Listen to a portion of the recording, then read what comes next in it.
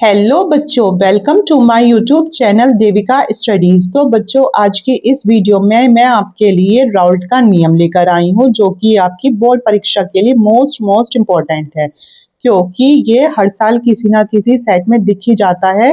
और अगर आपसे ये नहीं पूछा जाएगा तो इसका 4 नंबर का न्यूमेरिकल जरूर एग्जाम में पूछा जाएगा। ठीक है, तो अब हम समझते हैं इसमें क्या लिखा है। अवाष्पशील लिखा है, तो ये होता क्या है। तो आप इधर लिखोगे वाष्पशील और इधर लिखोगे आप अवाष्पशील। ठीक है, तो आपको इसके नाम से ही पता चल रहा होगा, वाष्प का मतलब क्या होता है, भाप। ठीक है, तो मतलब जब भी हम इसे गर्म करते हैं, जब भी हम किसी पदार्थ को अगर हमने क्या किया, गर्म किया, और अगर वो हमारा भाप बनकर उड़ रहा है तो वो कैसा है, वाष्पशील है। जैसे कि हमारा क्या हुआ, पानी हुआ, तो वो क्या होता है, वाष्पशील होता है।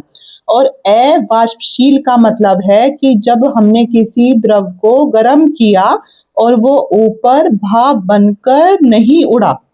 अवाष्पशील का मतलब होता है कि वो भाप बनकर नहीं उड़ता है। तो ऐसे को हम क्या कहते हैं, तो उसे हम अवाष्पशील कहते हैं। जैसे हमारी चीनी हुई और या हमारा नमक हुआ। ठीक है, आ गई इतनी बात समझ में। अब हम आगे समझते हैं क्या। अब जैसे हमने कोई एक द्रव लिया, ठीक है, अब इस बर्तन में सिर्फ हमारा ए द्रव ही है। तो जब भी कोई अकेला होता है तो वो कैसा रहता है, शुद्ध रहता है। शुद्ध क्यों होता है, क्योंकि वो फिर दूसरे के साथ अगर वो रहता है तो वो क्या करता है, चुगली करता है। तो वो अगर चुगली नहीं कर रहा है, मतलब वो अकेला है, तो वो कैसा है, शुद्ध है। ठीक है, तो हमने यहाँ पे कोई एक क्या लिया, द्रव लिया। अब इसे द्रव को हमने जैसे लगातार गर्म किया तो ये द्रव क्या काम करेगा कि ये नीचे की ओर क्या डालेगा, दबाव डालता रहेगा। हम जैसे जैसे इसको नीचे से गर्म करते रहेंगे, ऐसे ऐसे ये इसमें नीचे की ओर क्या डालता रहेगा, दबाव डालता रहेगा। फिर एक समय ऐसा आएगा, फिर एक समय कैसा आएगा, एक समय बच्चों ऐसा आएगा कि जब हमारा अंदर का दबाव इस बाहर के दबाव से ज्यादा हो जाएगा। मतलब जैसे ही हमारा अंदर का दबाव बाहर के दबाव से ज्यादा हो जाएगा, तो ये हमारा ए जो द्रव है तो ये ऊपर भाप बनकर उड़ने लगेगा। तो हमने इसमें क्या लिया है, तो ये हमारा वाष्पशील, हमने कोई शुद्ध द्रव लिया है ए। ठीक है, इतनी बात आई समझ में आपको कि जैसे ही हमने इसे द्रव को गर्म किया, शुद्ध द्रव को गर्म किया, तो फिर ये जो द्रव है ये नीचे की ओर दबाव डालने लगा लगातार। एक समय ऐसा आया कि जब हमारा ये अंदर का दबाव बाहर के दबाव से कुछ ज्यादा हो गया, तो फिर ये द्रव ऊपर भाप बन के उड़ने लगा। ठीक है, तो इतना आया आपको समझ में। तो ये ही हमारा क्या होता है, वाष्प दाब। क्या होता है, वाष्प दाब इसे ही कहते हैं। जब हम कोई चीज को गर्म करते हैं और उसका जो दबाव है वो हमारा बाहर के दबाव से ज्यादा हो जाए और वो हमारा भाप बनकर उड़ने लगे, तो उसे ही हम कहते हैं वाष्प दाब। ठीक है, तो हमारा जो ए है, द्रव है, उसका वाष्प दाब, और वाष्प दाब को दिखाते हैं पी से। पर ये कैसा द्रव है, तो ये हमारा है कैसा है, शुद्ध द्रव है। तो क्या लग जाएगा, पी के ऊपर नोट लग जाएगा। ठीक है, तो बच्चों शुद्ध द्रव कब होता है, जब अगर इसके साथ हम किसी और को मिला देते हैं तो ये आपस में चुगली करते रहते हैं। पर अभी ये किसी की चुगली नहीं कर पा रहा, तो इसका मतलब ये कैसा है, तो ये हमारा शुद्ध है। तो फिर ये कैसा हो गया, हमारा वाष्प दाब, तो ये हमारा पी नोट वाष्प दाब है। ठीक है, इतनी बात समझ में आई आपको अच्छे से। अब इस ए वाले द्रव में हम किसी अवाष्पशील, ये कैसा था, ये था हमारा वाष्पशील। अब इसमें कोई हम अवाष्पशील वैद्युत अनअपघट्य को घोल देंगे। मतलब जो ये हमारा द्रव ए था ये कैसा था, वाष्पशील था।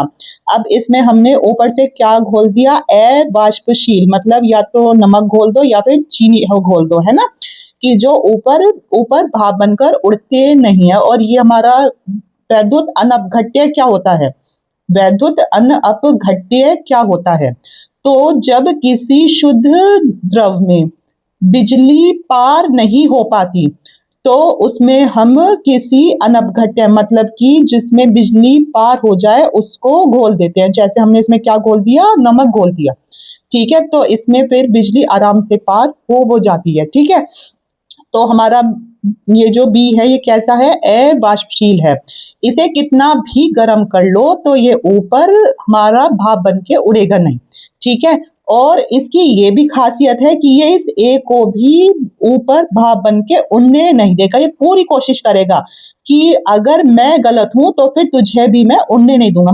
मतलब कि ये जो बी है ये इतना हराम है कि ये ना तो खुद उड़ेगा और ना ये इस ए को उड़ने देगा। आई बात समझ में कि ये जो बी है हमारा ये इतना हराम है कि ये ना तो खुद उड़ेगा और ना ये इस ए को उड़ने देगा। ये पूरी ताकत लगा देगा कि मतलब तू भी उड़ मत ना, है ना। तो अब क्या है, अब ए है और बी है, तो हमारा विलियन क्या होता है, विलियन तो वो ही तो होता है जिसमें विलय और विलायक दोनों होते हैं, ठीक है। जिसमें विलय और विलायक दोनों हो तो वो क्या बन जाता है, विलियन। तो अभी हमारा क्या बन गया, विलियन बन गया। तो इसमें हमारा विलय क्या है, जो हमने ऊपर से घोला है बी है, और इसमें हमारा ये क्या है, विलय। तो विलय हमारा ए है, मतलब इसमें हमारा विलय क्या है, ए है, जो अंदर पहले से ही था, ठीक है। अब क्या होगा इसमें, अब जो हमारा ए है, ए में भाप ज्यादा बन रही थी क्योंकि वो शुद्ध था। ए कैसा था, शुद्ध था, तो इसमें भाप ज्यादा बन रही थी। तो इसका जो वाष्प दाब था वो क्या था, तो इसका हमारा वाष्प दाब था पी नॉट। अब ये क्या बन गया, अब ये बन गया है हमारा विलियन। विलियन क्या होता है, सॉल्यूशन। तो इसका जो वाष्प दाब होगा, इसका वाष्प दाब क्या होगा, इसका विलियन का, तो इसका होगा वाष्प दाब होता है पी, तो उसके नीचे क्या लगा देंगे, एस लगा देंगे, ठीक है। तो ये हो गया हमारा इसका वाष्प दाब। अब आप इसमें एक और बात समझिए कि ये जो वाष्प दाब है इसका अवनमन क्या होता है। ये सब चीजें आपको आगे परिभाषा में यूज होंगी, ठीक है। तो इसीलिए इन्हें अच्छे से समझ लीजिए, और ऐसा समझा दूंगी कि फिर आपको और कहीं वीडियो से समझने की जरूरत नहीं पड़ेगी। तो बच्चों, अवनमन का मतलब क्या होता है, कमी होती है। अवनमन का मतलब होता है कमी। तो जो हमारा शुद्ध विलायक का वाष्प दाब था पी नोट, और जो हमने फिर उसमें क्या मिलाया, विलय मिलाया, तो वो क्या बन गया, हमारा विलियन बन गया। तो ये इसमें क्या हो जाएगी, कमी हो जाएगी, ठीक है। तो हमारा अगर वाष्प दाब का अवनमन की बात करें तो अवनमन का मतलब होता है कमी, वो भी किस में, वाष्प दाब में। मतलब इसके वाष्प दाब और इसके वाष्प दाब में कमी हो जाएगी। अब ये शुद्ध ज्यादा था, ये ज्यादा भाप बन के उड़ उड़ रहा था, तो इसीलिए इसका वाष्प दाब तो है ज्यादा, और जबकि ये हमारा ना तो खुद उड़ रहा है ये, ना इसे उड़ने दे रहा है, तो इसके वाष्प दाब में क्या आ जाती है, कमी। तो इसीलिए इसका जो वाष्प दाब है वो इससे कैसा होगा, हमारा कम होगा। अब अगर हम बात करें वाष्प दाब का आपेक्षिक अवनमन, किसकी, वाष्प दाब का आपेक्षिक अवनमन क्या होता है। अब अवनमन तो आपने देख लिया, अब कमी होगी, लेकिन आपेक्षिक का मतलब क्या होता है, आपेक्षिक का मतलब होता है बच्चों तुलना करना।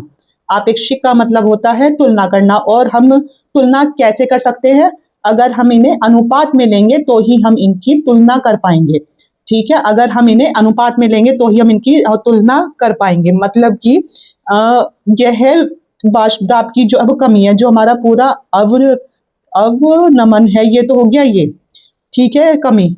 और इसमें सबसे ज्यादा कौन सा था, ये था, तो फिर इससे ही तुलना की जाएगी, ठीक है। तो ये हो गया हमारा क्या, वाष्प दाब का आपेक्षिक अवनमन। और मैं पूरी पूरी आशा करती हूँ कि ये आपको बहुत अच्छे से समझ में आ गया होगा। अब हम देखते हैं इसकी परिभाषा को।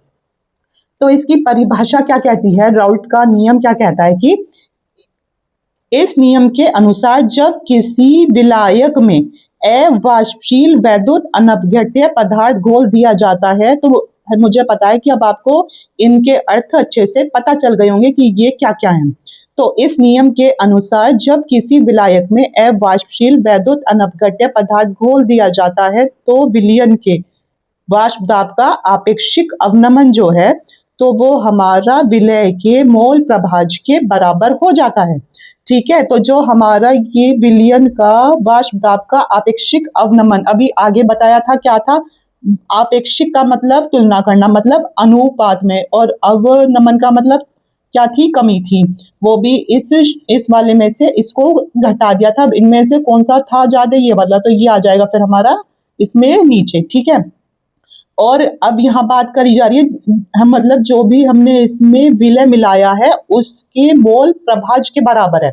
तो आपको समझा रखा है मोल प्रभाज्य, हमने कौन सा विलय मिलाया था, बी, तो फिर हमारा मोल प्रभाज्य का सूत्र होता है जो भी हमने विलय इसमें मिलाया है उसके मोलों की संख्या, और नीचे होता है मतलब टोटल विलियन के मोलों की संख्या, है ना। विलियन क्या बना, ए, और ये बी से हुआ तो बना था, तो इसे हम लिखेंगे विलय के मोल हो गए स्मॉल एन।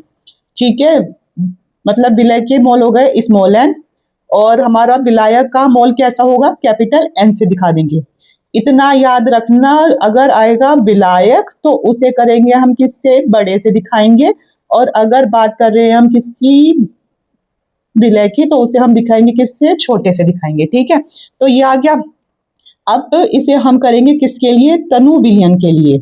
किसके लिए करेंगे, तनु विलयन के लिए क्या हो जाएगा, हम इस स्मॉल एन और ये जो कैपिटल एन का जोड़ है इसे हम क्या कर देंगे, जो ये हमारा स्मॉल एन और प्लस कैपिटल एन है तो ये हमारा कैपिटल एन ही मान लेंगे हम इसे।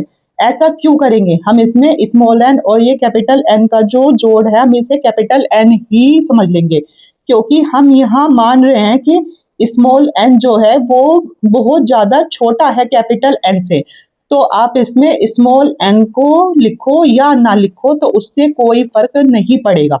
ठीक है, तो ऐसा कब होगा, ऐसा होगा तनु विलयन के लिए। अगर हम तनु विलयन के लिए बात कर रहे हैं तो जो इनका जोड़ है इसमें जो स्मॉल एन है तो इसे आप ऐसा मान लोगे कि ये इससे इतना छोटा है कि इसको आप लिखो या ना लिखो एक ही बात है। ठीक है, तो अब इसकी जगह हम क्या रखेंगे, कैपिटल एन को, तो हो जाएगा P not minus P S बटे पी नॉट बराबर स्मॉल एन बटे क्या हो जाएगा, कैपिटल एन के।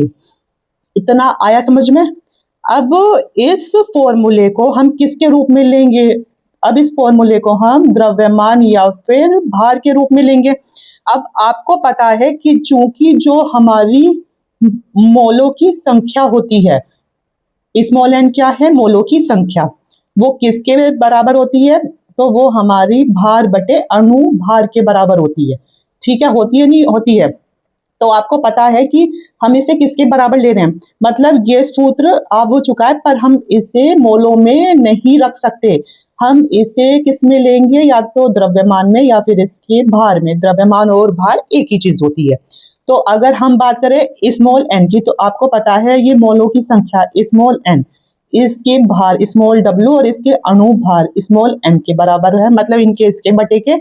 और चूंकि अगर हम ले कैपिटल एन तो ये हो जाएगा कैपिटल डब्ल्यू बटे कैपिटल एम के बराबर। आ गया इतना समझ में।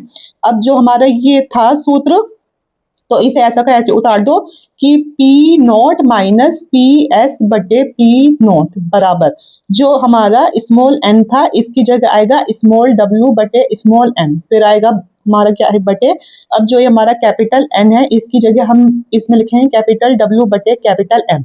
अब जब भी ऐसे होता है कि ये चार चीज एक दूसरे के ऊपर और होती है नीचे, तो जो ये शू की दो चीजें तो ये तो ऐसे ही रखी जाएंगी। अब ये इसे हम मतलब भाग में ना करके गुना में करेंगे, और जो हमारा सबसे नीचे होगा वो सबसे ऊपर आ जाएगा इधर, और जो उससे ऊपर है वो नीचे आएगा। मतलब कि अब ये इधर आकर क्या हो जाएगा, उल्टा हो जाएगा। क्या हो जाएगा, उल्टा। मतलब जैसे हमारा कैपिटल डब्ल्यू बटे कैपिटल एम है तो अब हम इसे लिख सकते हैं कैपिटल एम बटे कैपिटल डब्ल्यू। आई बात समझ में। तो अब हम इसे कर सकते हैं P not minus P S बटे पी नॉट बराबर स्मॉल डब्ल्यू बटे स्मॉल एम गुना कैपिटल एम बटे कैपिटल डब्ल्यू। ठीक है, और इसी फॉर्मूले से 4 नंबर का न्यूमेरिकल अक्सर एग्जाम में पूछा जाता है।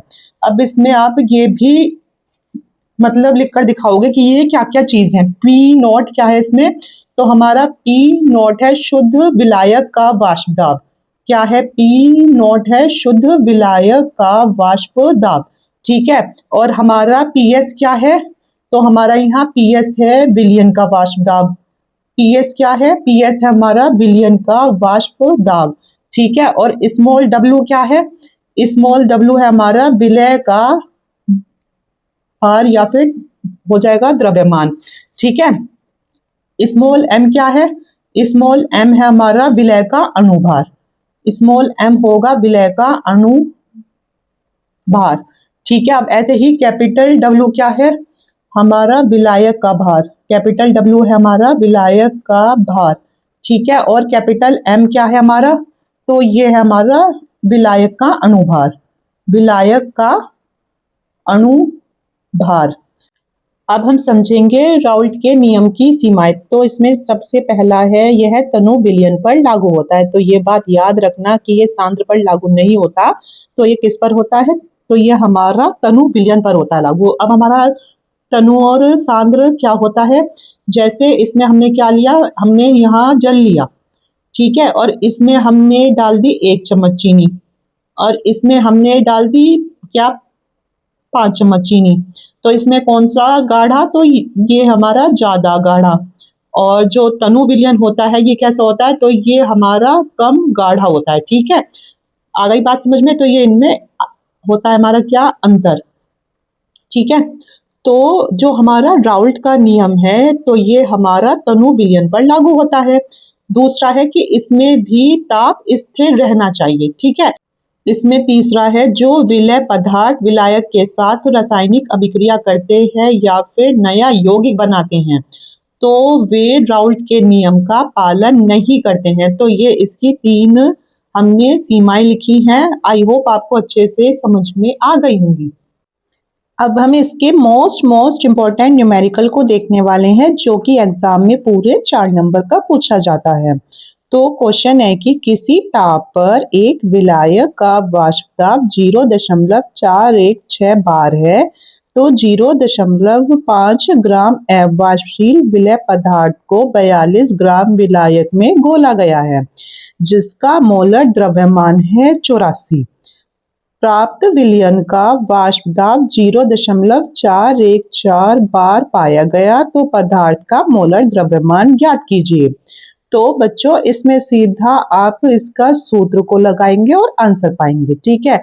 तो सबसे पहले आप इसमें लिखोगे आपको क्या क्या दिया गया है, ठीक है। तो इसमें सबसे पहले आपको एक विलायक का वाष्प दाब, तो हमारा वाष्प दाब होता है P और किसका बोला गया है, विलायक, तो ऊपर क्या लग जाएगा 0, तो हो जाएगा हमारा P नॉट बराबर कितना दे रखा है आपको 0.416 बार, ठीक है। आगे दे रखा है 0.5 ग्राम अवाष्पशील विलय पदार्थ, यानी ये आपको स्मॉल w का मान दे रखा है, मतलब जो हमारा अवाष्पशील हमने इसमें विलय पदार्थ को इसमें मिलाया है तो ये इसका क्या दे रखा है, भार दे रखा है 0.5 ग्राम। आगे क्या दे रखा है कि 42 ग्राम विलायक, यानी हमें यहाँ विलायक का भार दे रखा है, यानी कैपिटल W का मान है 42 ग्राम, ठीक है। आगे दे रखा है जो ये हमारा विलायक है इसका मोलर द्रव्यमान, तो बच्चों इसका मोलर द्रव्यमान जो होता है उसे अणु भार भी कहते हैं, किसका है, इसमें है विलायक का, तो आ जाए कैपिटल M का मान दे रखा है वो कितना 84। आगे दे रखा है कि हमारा विलयन का वाष्प दाब, तो वाष्प दाब होता है P और विलयन क्या होता है, तो विलयन को इंग्लिश में कहते हैं सॉल्यूशन, तो इसका जो S है तो इसको अगर इसके नीचे लगा देंगे तो ये क्या बन जाएगा PS, तो हमारा PS का मान दे रखा है 0.414 बार, ठीक है। आगे आपसे पूछा गया कि जो इसमें विलय हमने मिलाया है उसका मोलर द्रव्यमान, और आपको पता है कि ये मोलर द्रव्यमान क्या होता है, मतलब अणुभार आपसे पूछा गया है, तो स्मॉल m का मान पूछा गया है। अब सीधा इसका सूत्र का इस्तेमाल करो तो वो है P नॉट माइनस PS और बटे में P नॉट बराबर स्मॉल w बटे में स्मॉल m गुना कैपिटल M और नीचे आएगा कैपिटल W। और हाँ बच्चों कोई भी सूत्र हो न्यूमेरिकल में आपको उसे एक डिब्बे में जरूर बंद करना है क्योंकि एग्जामिनर पर इसका अच्छा इंप्रेशन पड़ता है। तो आपको यहाँ P पी नॉट का मान दे रखा है कितना 0.416 माइनस पी एस का मान दे रखा है 0.414 और नीचे पी नॉट का मान हो गया 0.416 बराबर स्मॉल डब्ल्यू का मान क्या है 0 आ गया है 5 और नीचे स्मॉल एम का मान हमसे पूछा गया है। ठीक है, और इधर कैपिटल एम का मान कितना है 84 है और कैपिटल डब्ल्यू का मान है यहाँ हमारा 42। तो आपको ये बता दूं कि ये होता है 42 एकम 42 और 42 दूनी हो गया 84। ठीक है, अब हम यहाँ 0.416 में से 0.414 को अगर घटाते हैं तो 6 में से 4 गया तो कितना बचा 2 और ये आ गई 0, तो आएगा कितना 0.002 और नीचे क्या आ जाएगा 0.416 बराबर 0.5 और बटे में m और गुना। अब यहाँ कितना बचा 2/1 बचा है ना।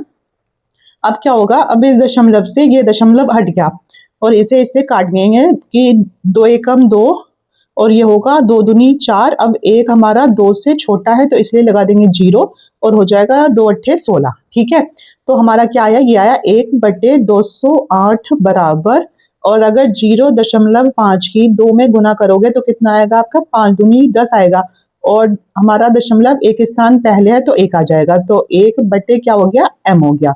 अब हम कर देंगे इसकी क्रॉस मल्टीप्लाई। ठीक है, तो जब हम इसकी क्रॉस मल्टीप्लाई करेंगे तो m का मान कितना है 208 है, तो यही इसका आंसर है। ठीक है, हमसे स्मॉल m का मान ही पूछा था कितना है 208 है और ये न्यूमेरिकल मोस्ट इम्पॉर्टेंट है। तो मैं आशा करती हूँ कि आपको राउल्ट का नियम और उस पर आधारित न्यूमेरिकल अच्छे से समझ में आ गया होगा, और अगर अच्छे से समझ में आ गया है तो आप मेरी वीडियो को ज़्यादा से ज़्यादा लोगों में शेयर कीजिए और हमारे चैनल को सब्सक्राइब कीजिए। Thank you so much.